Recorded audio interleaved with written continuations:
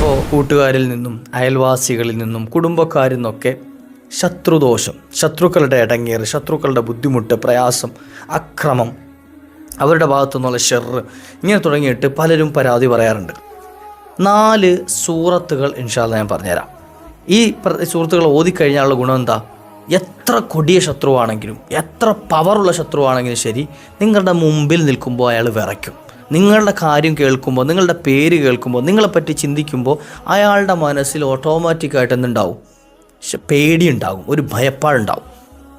ശത്രുക്കൾക്ക് നിങ്ങളുടെ ഭാഗത്തേക്ക് നോക്കാൻ പോലും ത്രാണിയില്ലാത്ത രൂപത്തിൽ, കഴിയാത്ത രൂപത്തിൽ അധപ്പതിച്ചു പോകും. അവർ നിലം പൊത്തിപ്പോകുമെന്ന് പറയും. അത്തരത്തിൽ നിങ്ങൾക്ക് വലിയ കാവലും പ്രൊട്ടക്ഷനും ലഭിക്കുന്ന എത്ര ശത്രുക്കളെയും, എത്ര വലിയ ശത്രുക്കളെയും, എത്ര കൊടിയ ശത്രുക്കളെയും വരച്ച വരയിൽ നിർത്താൻ പറ്റുന്ന മഹത്തായ 4 സൂറത്തുകൾ, ആയത്തുകൾ. ഇത് നമുക്ക് ഓതാൻ അറിയുന്നതാണ്, ചെറിയ സൂറത്തുകളാണ്, വളരെ എളുപ്പത്തിൽ നമുക്ക് ഓതാം.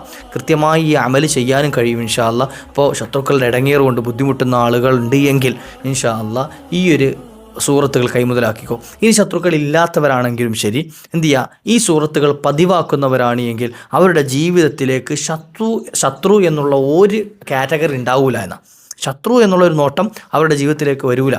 എല്ലാവരിൽ നിന്നും സ്നേഹം ലഭിക്കാനും എല്ലാവരും നല്ല രൂപത്തിൽ പെരുമാറാനും ഒക്കെ സബബാകുന്ന ഒരു അമൽ ഇന്നത്തെ വീഡിയോ നമുക്ക് കേൾക്കാം. വീഡിയോ മുഴുവനും കേൾക്കുക, മറ്റുള്ളവരിലേക്ക് എത്തിച്ചു കൊടുക്കാം.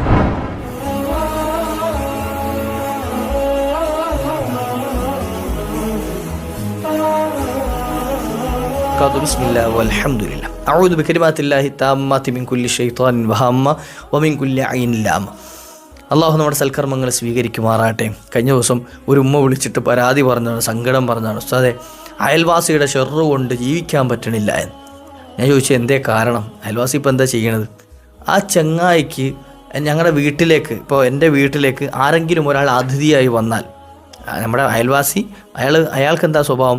നമ്മുടെ വീട്ടിലേക്ക് ആരെങ്കിലും ഒരാൾ അതിഥിയായി വരികയാണ് എങ്കിൽ ആ അതിഥിയായി വരുന്ന ആൾ ആരാണോ, അത് ആണാണെങ്കിലും പെണ്ണാണെങ്കിലും, അയാളെ വഴിയിൽ തടഞ്ഞു നിർത്തിയിട്ട് ആളോട് എന്ത് ചെയ്യുക?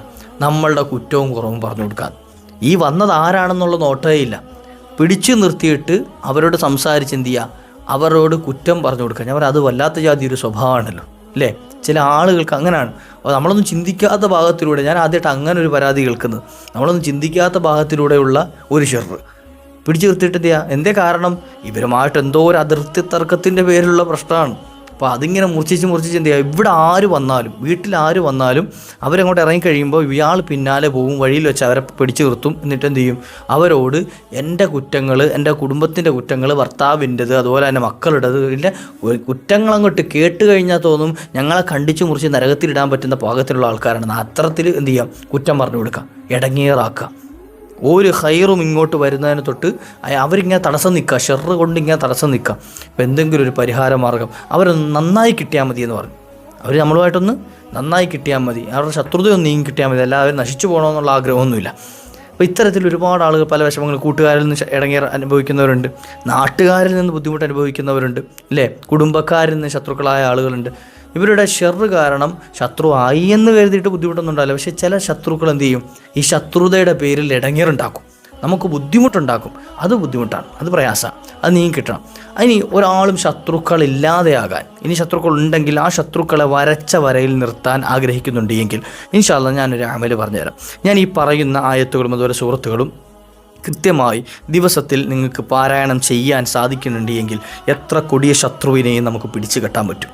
അതുപോലെ തന്നെ എത്ര വലിയ ശത്രുവിനെയും നമുക്ക് വരച്ച വരയിൽ നിർത്താൻ കഴിയും, പേടിപ്പിച്ച് നിർത്താൻ കഴിയും ഇൻഷാ അല്ലാഹ്. നമ്മുടെ മുമ്പേ നിൽക്കുമ്പോൾ തന്നെ, അല്ലെങ്കിൽ നമ്മളെ പറ്റി ചിന്തിക്കുമ്പോൾ തന്നെ അവർക്ക് മുട്ടിടിക്കാൻ തുടങ്ങും. അത്തരത്തിൽ പവറുള്ള ചില ആയത്തുകളും സൂറത്തുകളുമാണ്. സാക്ഷാൽ ഇബ്ലീസിനെ പോലും പേടിപ്പിക്കാൻ പറ്റിയ ആയത്ത്, ഇബ്ലീസ് തന്നെ പറഞ്ഞു കൊടുത്ത ആയത്താണ് ആയത്തുൽ കുർസി. ഒന്നാമത്തെ അതാണ്. ആയത്തുൽ കുർസി എല്ലാ നിസ്കാര ശേഷവും ഒരു തവണ ചൊല്ലാം. എല്ലാ നിസ്കാര ശേഷവും ഓതേണ്ട അമലൂടെ പറഞ്ഞുതരാം. എല്ലാ നിസ്കാര ശേഷവും ആയത്തുൽ കുർസി ഒരു തവണ ചൊല്ലുക. ഇത് പുറമെ ഉറങ്ങാൻ കിടക്കുന്നതിന് മുമ്പ് ഒരു തവണ ചൊല്ലുക. നമ്മൾ സാധാരണ എല്ലാ നിസ്കാരത്തിന് ശേഷം അപ്പോൾ 5 തവണ ആവും. അതിനുശേഷം എന്ത് ചെയ്യുക? ഉറങ്ങാൻ കിടക്കുന്നതിന് മുമ്പ്. അപ്പോൾ ടോട്ടൽ ഒരു ദിവസം 6 തവണ എന്ത് ചെയ്യണം? ആയത്തുൽ കുർസി പാരായണം ചെയ്യണം. മനസ്സിലായി? അല്ലാഹു സുബ്ഹാനഹു വ തആല എത്ര വലിയ ശത്രുവാണെങ്കിലും അവനെ പരാജയപ്പെടുത്തി തരും. സാക്ഷാൽ ഇബ്ലീസ് തന്നെ അബൂ ഹുറൈറ റളിയല്ലാഹു അൻഹുവിൻ്റെയൊക്കെ ചരിത്രത്തിൽ കാണാം, സക്കാത്തിൻ്റെ മുതൽ ഏൽപ്പിച്ചപ്പോൾ അവിടുത്തെ സൂക്ഷിക്കാൻ ഏൽപ്പിച്ചു. രാത്രിയായപ്പോൾ ഒരാൾ വന്ന് കക്കുന്നു, അതിനകത്തുനിന്ന് വാരിക്കൊണ്ട് പോകുന്നു. അബൂ ഹുറൈറ റളിയല്ലാഹു അൻഹു ആദ്യം പിടിച്ചു, അയാൾ പാവപ്പെട്ടവനാണ്, മിസ്കീനാണെന്നൊക്കെ പറഞ്ഞപ്പോൾ എന്ത് ചെയ്തു, വിട്ടയച്ചു. രണ്ടാമത്തെ ദിവസവും പിടിച്ചു, അപ്പോഴും എന്ത് ചെയ്തു, വിട്ടയച്ചു. മൂന്നാമത്തെ ദിവസം പറഞ്ഞിട്ട് എന്ത് ചെയ്യും, ഞാൻ നബിതങ്ങളുടെ അടുക്കൽ എന്നെ കൊണ്ടുപോകും, പിടിച്ചു കെട്ടി കൊണ്ടുപോകുമെന്ന് പറഞ്ഞപ്പോൾ ഈ വന്ന ആൾ പറയുന്നത്, ഞാനൊരു ഇൽമു പറഞ്ഞുതരാം, എന്നെ വെറുതെ വിടണമെന്ന് പറഞ്ഞു. അങ്ങനെ പറഞ്ഞിട്ട് ഇൽമു എന്താ, ഇബ്ലീസിൽ നിന്നും ഷെയ്ത്താനിൽ നിന്നും കാവൽ കിട്ടാൻ ആയത്തുൽ കുർസി ഓതിയാൽ മതി. ഇബ്ലീസ് ആകുന്ന ശത്രുവിൽ നിന്നും നിനക്ക് കാവൽ കിട്ടാൻ എന്ത് ഓതിയാൽ മതി, ആയത്തുൽ കുർസി ഓതിയാൽ മതി, ഇബ്ലീസ് നിന്നെ ഉപദ്രവിക്കൂല എന്ന്. ഇത് കേട്ടപ്പോൾ, ഇൽമു കേട്ടപ്പോൾ എന്ത് ചെയ്തു, അബൂ ഹുറൈറ റളിയല്ലാഹു അൻഹു അയാളെ വെറുതെ വിട്ടു. പിറ്റേന്ന് മുത്തുനബി തങ്ങളോട് പറഞ്ഞു കൊടുത്തത്, നബിയെ ഇങ്ങനെ സംഭവം ഉണ്ടായിട്ടുണ്ട്, അപ്പോൾ അയാൾ എനിക്കൊരു അറിവ് പറഞ്ഞപ്പോൾ ഞാൻ എന്ത് ചെയ്തു, അയാളെ വെറുതെ വിട്ടു എന്ന്. നബി സല്ലല്ലാഹു അലൈഹി വസല്ലം തങ്ങൾ പറയുന്നത്, അതാക്ക ഇബ്ലീസ്, വന്നതാരാ, ഇബ്ലീസ് ആയിരുന്നു. വന്നാര്, ഷെയ്ത്താൻ. അപ്പോൾ ഷെയ്ത്താന് തന്നെ അറിയാം ഷെയ്ത്താൻ പേടിക്കുന്ന ആയത്തേതാണ്, ഷെയ്ത്താന് തന്നെ അറിയാം ഷെയ്ത്താൻ ഈ ഭയമുള്ള പേടിക്കുന്ന ആയത്തേതാണ്. ആ അറിവ് പറഞ്ഞു കൊടുത്തു, എന്ത് ചെയ്തു, അബൂ ഹുറൈറ റളിയല്ലാഹു അൻഹു വിട്ടയച്ചു. അപ്പോൾ ഇത്ര വലിയ ശത്രുവിനെയും പരാജയപ്പെടുത്താൻ പറ്റിയ ഒരു ആയത്താണ് എന്ത്, ആയത്തുൽ കുർസി. ദിവസവും 6 തവണ അത് ഓതുക. രണ്ടാമത് കാണാം സൂറത്തുൽ ഫലഖ്, ഖുൽ അഊദു ബിറബ്ബിൽ ഫലഖ് മിൻ ശർരി മാ ഖലഖ് എന്ന് തുടങ്ങുന്ന സൂറത്തുൽ ഫലഖ് നമുക്ക് അറിയുന്ന സൂറത്താണ്.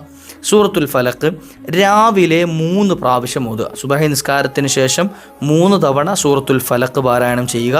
വൈകുന്നേരം മഗ്രിബ് നിസ്കാരത്തിന് ശേഷവും 3 തവണ എന്ത് ചെയ്യുക, സൂറത്തുൽ ഫലഖ് പാരായണം ചെയ്യുക. ഇത് എത്ര വലിയ ശത്രുവാണെങ്കിലും, ഹസദ് കാണിക്കുന്ന നമ്മളോട് അസൂയാലുക്കളാണെങ്കിലും, ഉപദ്രവമുണ്ടാക്കുന്ന ലാലിമീങ്ങളാണെങ്കിലും ശരി, അവരെ പിടിച്ചുകെട്ടാൻ, അവരെ പാഠം പഠിപ്പിക്കാൻ ഈ ഒരു സൂറത്ത് കൊണ്ട് കഴിയും. ഇപ്പോൾ രാവിലെയും വൈകുന്നേരവും എന്ത് ചെയ്യുക, 3 തവണ വീതം 6 വട്ടം എന്ത് ചെയ്യുക, ഈ ഒരു സൂറത്ത് പാരായണം ചെയ്യാം. ഇനി മൂന്നാമത് കാണാം സൂറത്തുൻ നാസ്, ഖുൽ അഊദു ബിറബ്ബിൻ നാസ്. ഇതൊക്കെ നമുക്ക് അറിയുന്ന സൂറത്തുകളും ആയത്തുകളാണ്. അപ്പോൾ അത് കൃത്യമായിട്ട് എന്ത് ചെയ്യുക, ഓതാം. സൂറത്തുൽ ഫലഖും സൂറത്തുൻ നാസും 3 തവണ വീതം എന്ത് ചെയ്യുക, രാവിലെയും വൈകുന്നേരം ഓതുക. എല്ലാ തരത്തിലുള്ള ശത്രുദോഷങ്ങളിൽ നിന്നും, എല്ലാ തരത്തിലുള്ള ഉപദ്രവങ്ങളിൽ നിന്നും കാവൽ ലഭിക്കുന്നതാണ്. നാലാമതായി കാണാം സൂറത്തുൽ ബഖറയിലെ അവസാനത്തെ 2 ആയത്ത്. ഏത്, ആമനർ റസൂൽ ബിമാ ഉൻസില ഇലൈഹി മിർ റബ്ബിഹി വൽ മുഅ്മിനൂൻ തുടങ്ങുന്ന, അതുപോലെ തന്നെ അവസാനം വരെ ഫൻസുർന അലൽ ഖൗമിൽ കാഫിരീൻ എന്ന ആ ഒരു 2 ആയത്തുകൾ ആരെങ്കിലും ഒരാൾ രാത്രി സമയത്ത് പതിവാക്കിയാൽ, രാത്രി ഓതിക്കഴിഞ്ഞാൽ, ആ വ്യക്തിയുടെ ജീവിതത്തിലേക്ക് എത്ര വലിയ ശത്രുക്കളുണ്ടെങ്കിലും അവരെ പരാജയപ്പെടുത്തി കൊടുക്കുന്ന അല്ലാഹു. കഫത്താഹു എന്ന് മറ്റൊരു ഹദീസിൽ കാണാൻ നബിതങ്ങളുടെ ആ 2 ആയത്ത് ഓതിയാൽ അത് തന്നെ മതിയെന്ന്, വേറെ ഒന്നും ചെയ്യേണ്ട. അവർ അതൊന്നും ചെയ്തില്ലെങ്കിലും ഈ 2 ആയത്ത് കൊണ്ട് തന്നെ അവരുടെ കാര്യങ്ങളൊക്കെ അല്ലാഹു നടപ്പാക്കി കൊടുക്കുന്നു. അത്ര പവറുള്ള 2 ആയത്തുകളാണ് ഇത്, സൂറത്തുൽ ബഖറയിലെ അവസാനത്തെ 2 ആയത്തുകൾ. ഈ 4 ആയത്തുകൾ, 1 ആയത്തുൽ കുർസി, 2 സൂറത്തുൽ ഫലഖ്, 3 സൂറത്തുൽ നാസ്, 4 ആമന റസൂൽ, ബഖറയിലെ അവസാനത്തെ 2 ആയത്തുകൾ. ഈ 4 കൂട്ടം കാര്യങ്ങൾ ഇൻഷാ അല്ലാഹ് ദിവസവും ഈ പറഞ്ഞ രൂപത്തിൽ എന്ത് ചെയ്യുകയാണെങ്കിൽ, ഈ അമൽ ഇതുപോലെ ചെയ്യുകയാണെങ്കിൽ മഹത്തുക്കൾ പറഞ്ഞു തരുന്നുണ്ട്, എന്ത്, ശത്രുക്കളുടെ ഇടങ്ങേറിൽ നിന്നും അവർക്ക് വലിയ സംരക്ഷണം ലഭിക്കും. കൂട്ടത്തിൽ ഒരു ദിക്ർ കൂടെ ഞാൻ പറഞ്ഞുതരാം ഇൻഷാ അല്ലാഹ്. ഏത് ദിക്ർ, നമുക്കറിയുന്ന ഹസ്ബുനല്ലാഹു വ നിഅമൽ വക്കീൽ. ഹസ്ബുനല്ലാഹു വ നിഅമൽ വക്കീൽ ദിവസവും 100 തവണ പതിവായി ചൊല്ലുക. ഹസ്ബുനല്ലാഹു വ നിഅമൽ വക്കീൽ 100 തവണ ചൊല്ലാനൊന്നും വലിയ പ്രയാസമൊന്നുമില്ല. ആരെങ്കിലും ഒരാൾ 100 തവണ ഈ ഒരു ഇസ്മ അയാളുടെ വിഷമം ഉള്ള സമയത്ത്, അല്ലെങ്കിൽ പ്രയാസം അനുഭവിക്കുന്ന സമയത്ത്, ബുദ്ധിമുട്ട് അനുഭവിക്കുന്ന സമയത്ത് ചൊല്ലിക്കഴിഞ്ഞാൽ ആ പ്രയാസത്തെ നിഷ്പ്രയാസമാക്കി എളുപ്പത്തിൽ അല്ലാഹു സുബ്ഹാനഹു വ തആല എന്ത് ചെയ്യും, നീക്കിത്തരും, നിഷ്പ്രഭമാക്കിക്കളയും, ഒഴിവാക്കിക്കളയും. ആ പ്രയാസം നമുക്ക് വന്നതായിട്ട് തന്നെ തോന്നില്ല. അത്തരത്തിൽ അതിൽ നിന്ന് മോചനം ലഭിക്കും. എന്ത് ചെയ്താൽ മതി, ഹസ്ബുനല്ലാഹു വ നിഅമൽ വക്കീൽ എന്ന ഈ ഒരു ദിക്ർ ചൊല്ലിയാൽ മതി. അല്ലാഹു സുബ്ഹാനഹു വ തആല പതിവാക്കാനുള്ള ഭാഗ്യം നൽകട്ടെ. സകല ശത്രുക്കളുടെ ഇടങ്ങേറുകളിൽ നിന്നും അല്ലാഹു കാവൽ നൽകുമാറാകട്ടെ. ജീവിതത്തിൽ വലിയ സന്തോഷം അല്ലാഹു നൽകി അനുഗ്രഹിക്കട്ടെ. ശത്രുക്കളുടെ ഇടങ്ങേറ് കൊണ്ട് പ്രയാസപ്പെടുന്നവർ നമ്മുടെ കുടുംബത്തിലുണ്ടെങ്കിൽ അവർക്കും കൂടി ഇൻഷാ അല്ലാഹ് ഒന്ന് എത്തിച്ചു കൊടുക്കുക. അല്ലാഹു അവരുടെയും നമ്മുടെയും ജീവിതത്തിൽ വലിയ റാഹത്തും സന്തോഷവും സമാധാനവും സ്വസ്ഥതയും ഒക്കെ നൽകി അനുഗ്രഹിക്കുമാറാകട്ടെ. വ ആഖിറു ദഅവാനാ അൽഹംദുലില്ലാഹ്. അസ്സലാമു അലൈക്കും വറഹ്മത്തുള്ളാഹി.